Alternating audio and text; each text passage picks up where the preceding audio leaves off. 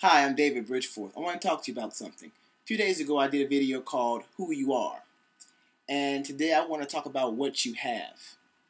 And I also want to slightly include in the Who You Are video whose you are. Let me say this first. I didn't mention this in the video before.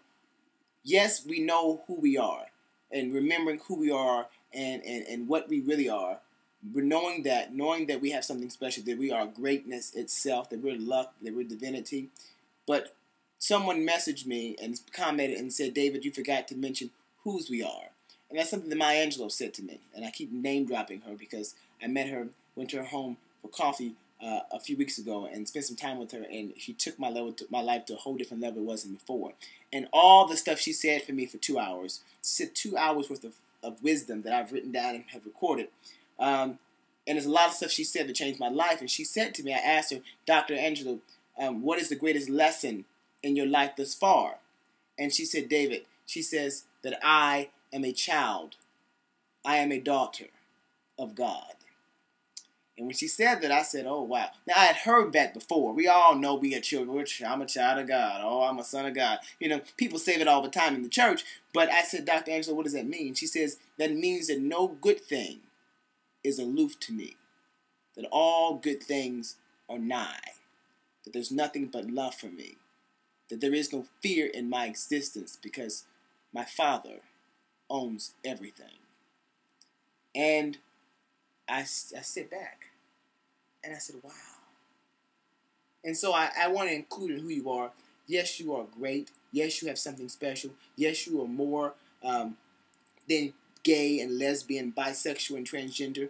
But bigger than that, you are a son, a daughter. You are a child of God. And what that means is that the possibilities for your life are endless. That no bad thing can happen to you. That even though it looks bad, it really is something good because we judge according to appearance and we automatically, we prejudge it and we think it's bad. But really, nothing bad can happen. God has your back. You're His son. You're His daughter. So that's for the who you are. Let's get to the second thing, what we have. And I want to start off with this comment. I'm very liberal. I'm very diverse, and I'm very open, and I'm very down to earth. And I think that's what has allowed me to be successful. I have a little ego. I have friends who have big egos. I have heroes who have big egos. I know a lot of people with big egos, but I tend to think that the ego will edge God out. Ego, edging God out. Zig Ziglar said that is what that means. And so I don't want to edge God out or the possibilities out of my life with my ego. But I will say this, talking about what we have, going on BGC and going on other chats, I see people, their profiles, and I see a body part for their default picture, for their main picture. You know, whether it's somebody's behind or somebody's genitals, I see that on the main photograph. And I have a friend who has a profile that does that, and he always crying and talking, oh, Dave, you know, these boys always just want to have sex with me, and they just want me for my body, and why can't I find somebody to love me and love me for who I am? And I said, that saddens me that you would say that, because the thing is, the truth of the matter is that that's the only thing that you are featuring. You can't expect someone to want you for sex when you have on your screen a picture of your behind. And so when they see that, oh, that's why they're going to message you to say, let me talk to you about that. Let me get with you. That's what you're featuring. That's what you're showing. That's what you're showing. This is what I have. You're saying to them in their first experience of you that this is what I have. This is all that I have. This is what I'm offering. And when they take you up on that offer and that's all they want, then there's sadness. Let's look at it differently.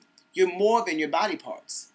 You're more than a big behind or genitals or a chest or muscles. You're more than that. We're more than this mud and mire and muck shaped in the shape of a human being. Humus meaning dirt. Man, human. Man is the name for the spirit.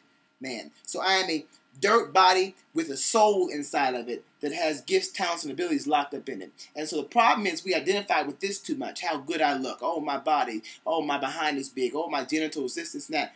Well, you're more than that. You have more to offer the world than your body parts, than your sex, is what I want the people listening to me to understand. And that the thing is, there's a contribution within us. There's a gift, a talent, an ability that the world is waiting on.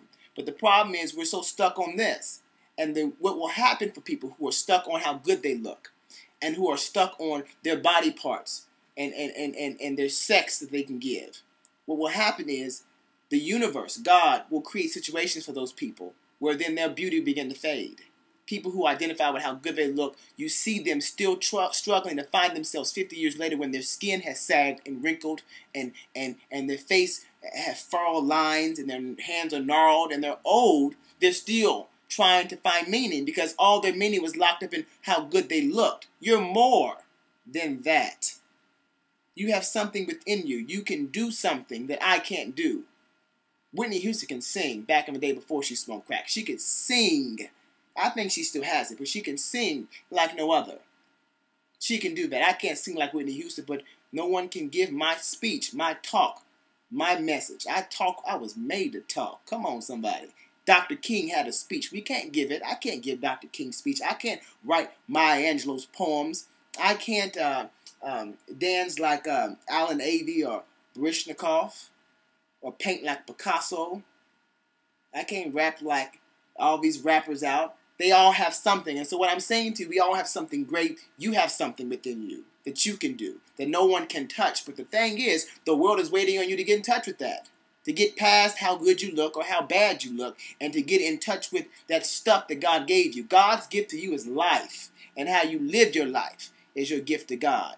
And the question that I have for you as I turn this thing off is that, are you living a life where you're utilizing the stuff that God has given you? It's like me giving you a brand new car. A brand new car, paid for it fully, and said I will provide gas for you for the rest of your life. All you have to do is get the keys that I've given you and drive the car. But you decide to walk everywhere. That would make me mad. I spent this money on this car and you're going to walk everywhere. So what I'm saying to you is that get in touch with your stuff. You're more than your sexuality. You're more than your sex. You have something. You know who you are, but now you have something. What you have inside of you can change the world. And I say to you, if you don't live your dreams, if you don't get in touch with your passion, if you don't work towards that and utilize your gift, you are deprived the world from experiencing the glory that God has put in you. Your beauty, your brilliance, your stuff. This has been David Bridgeforth. Check me out, davidbridgeforth.com. I'll talk to you later. I love you all.